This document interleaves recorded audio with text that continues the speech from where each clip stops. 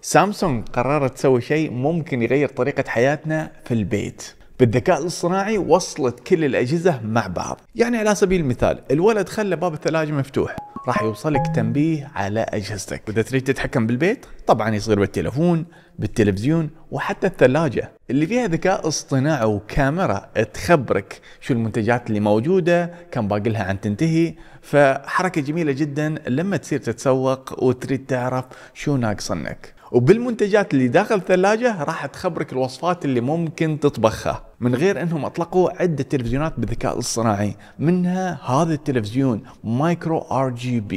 التقنية هذه تخلي الصورة شبه حقيقية وبحجم 115 انش. وهذا البوكس اللي يتوصل بالتلفزيون وايرلس، تقدر تشبك فيه البلاي ستيشن الرسيفر وتحطه بعيد، فتخلي التلفزيون بشكل مرتب ويبث لك بتقنية ال 4K 144 هرتز. ولو كنت مكانك بزور موقع samsung.com هاللحظة، لأن في خصومات كبيرة راح تستفيد منها.